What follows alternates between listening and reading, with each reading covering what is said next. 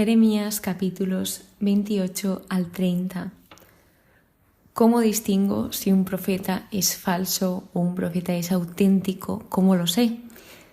Y es que los capítulos de hoy nos dan una idea de cómo reconocer, de cómo discernir si un profeta dice la verdad o está mintiendo.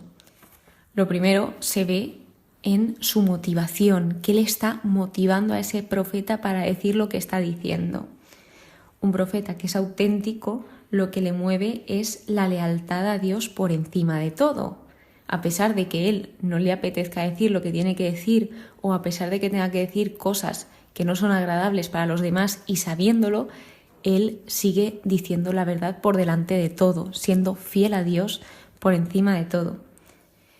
Y un falso profeta lo que le mueve es el interés propio y el deseo de ser popular. Lo que le apetece es decir lo que a la gente le apetece oír para así ser popular y tener más relevancia. Además, que un dato interesante de los falsos profetas es que ellos eran contratados, ellos cobraban, ellos ofrecían sus servicios a cambio de dinero. En la Biblia se advierte innumerables veces, sobre todo en este libro de Jeremías, de los falsos profetas, de que no se escuchen a estos porque pueden llevar a la desorientación. Entonces, en el capítulo 28 lo que se encuentra es una disputa entre un auténtico profeta y un falso profeta. El falso profeta en este caso es Hananías y él lo que le dice al pueblo en nombre de Dios, cosa que Dios no ha dicho, es que no van a servir a Babilonia, que dentro de 2 años serán regresados al lugar de donde eran y que todo va a estar bien. Pero, claro, Jeremías contesta como amén, que así sea, que ojalá pasase eso. Pero Jeremías sabía que no iba a pasar eso porque Jeremías sí que era un auténtico profeta del Señor y a pesar de que le doliese todo lo que iba a pasar, él decía la verdad por encima de todo.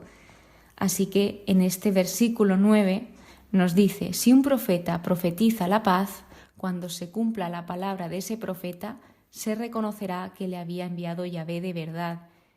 Aquí habla del verdadero profetismo, de que si alguien profetiza algo y se cumple, realmente venía de Dios. En este caso habla de la paz. Pero lo que nos dice aquí en la explicación de la Biblia es que algunos de los criterios del profetismo son el cumplimiento de esa profecía, que vemos como Jeremías luego profetiza sobre Hananías y se cumple a los 2 meses lo que profetiza en nombre de Dios. Y también otro de los criterios es la conformidad de la enseñanza con la doctrina yavista, que vaya acorde con la ley de Dios, porque no tiene sentido profetizar en nombre de Dios y no tener nada que ver con lo que Dios dice. Es un poco ilógico.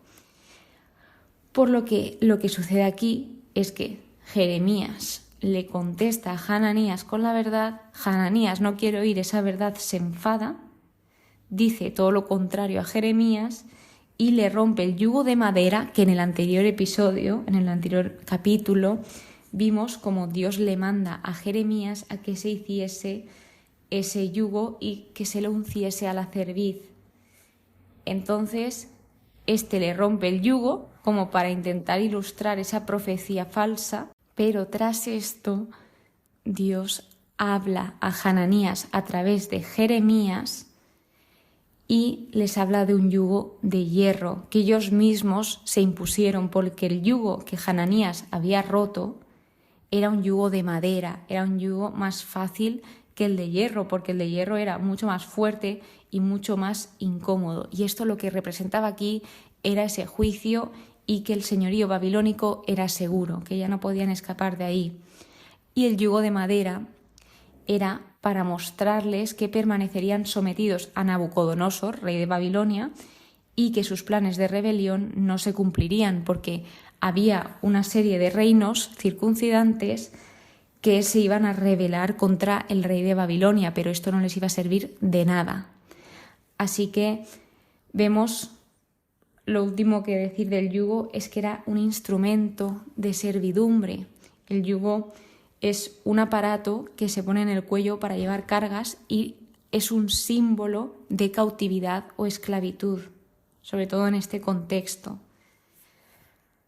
Así que lo que profetiza Jeremías es que él morirá y dice que Dios no había enviado a Hananías, pero que Hananías había hecho confiar a ese pueblo en la mentira, cosa que es bastante grave porque hizo mucho daño a las personas que lo oían. El capítulo 29 es una carta a los deportados y esta se escribe después de salir de Jerusalén con el rey Jeconías.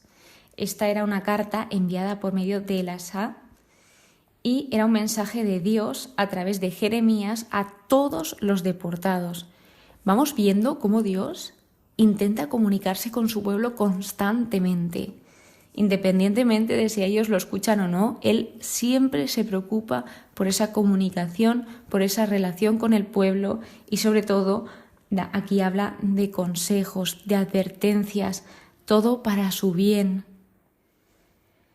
Aquí nos decía el estudio que el exilio no significaba que Dios se hubiera olvidado de ellos o quisiera destruirlos, todo lo contrario, Él se estaba acordando en todo momento y lo demostraba de su pueblo. Entonces lo que les dice es que edifiquen, que habiten las casas, que planten, que coman, que se casen, que den a luz. Y en el versículo 7 dice algo que es precioso en cuanto al pueblo donde están. Procurad el bien de la ciudad donde os he deportado, y orad por ella, a Yahvé, porque su bien será el vuestro. Esto son formas de buscar la paz de esa ciudad, porque estaban conviviendo, a pesar de que fuesen naciones diferentes, estaban en comunidad, quieras o no, aunque estaban en exilio, debían de convivir. Entonces, qué mejor que buscar esa paz y esas buenas formas de convivir y de orar por esas personas. Les advierte de nuevo de los falsos profetas, de los adivinos, de los soñadores, que en este contexto lo que más se prometía era ese regreso inmediato. Corriendo iban a regresar ya enseguida, a pesar de que habían profetizado 70 años, que Dios vuelve a advertir que son 70 años los que estarían en el exilio de Babilonia, ni un día más ni un día menos. Y vuelve a remarcar que Él no había enviado a esos falsos profetas, que vayan con mucho cuidado. Otra de las cosas que dice Dios al pueblo son palabras de ánimo, palabras de apoyo en momentos tan duros y tan difíciles. Yo os visitaré y confirmaré sobre vosotros mi favorable promesa de volveros a este lugar, de volverlos a su tierra, a la tierra prometida. Él habla de designios de paz, no de desgracia, porque el pueblo podía confundirse al verse en esta situación y pensar que Dios les había olvidado o que buscaba su desgracia. Dios les aclara todos estos pensamientos. Él lo que quería era dar un porvenir lleno de esperanza.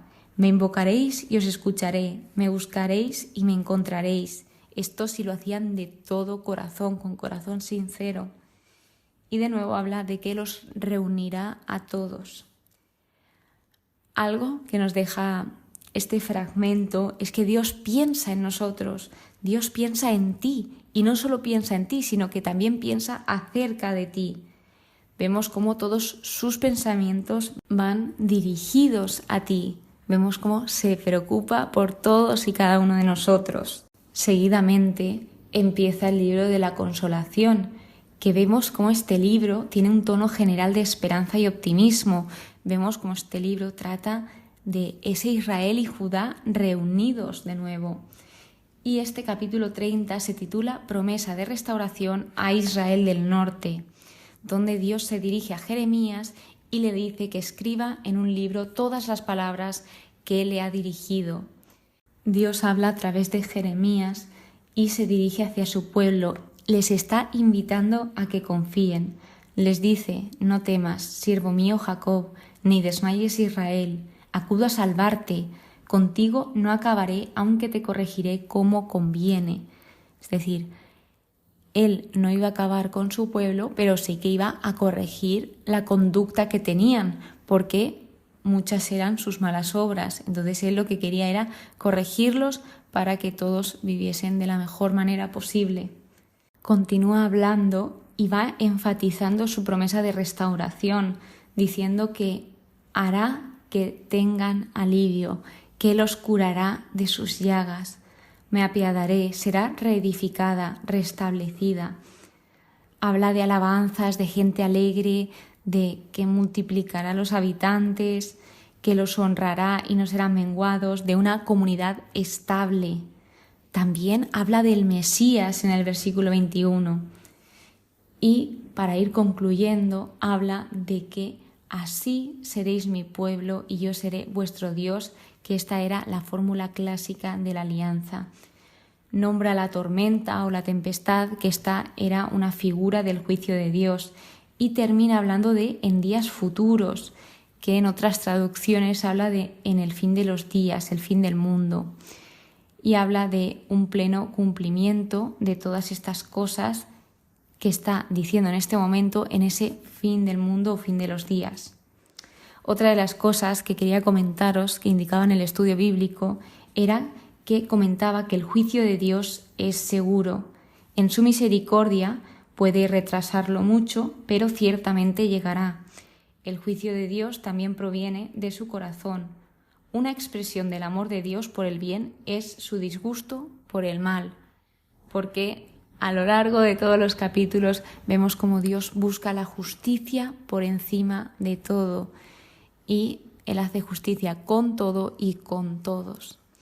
Así que, pues a lo largo de estos capítulos hemos visto esa diferencia entre un profeta que dice la verdad y un profeta que miente a los demás, que miente a su pueblo, y esto lo que revela es que no se preocupa por los demás. Así que lo importante es estar atento, saber discernir y llevar mucho cuidado, porque ya no hablo de profetas, sino también hay personas que hay que tener mucho cuidado porque mienten muy pero que muy bien. Muchísimas gracias por estar aquí, muchísimas gracias por escuchar este episodio. Espero que pases muy pero que muy buen día y que Dios te bendiga.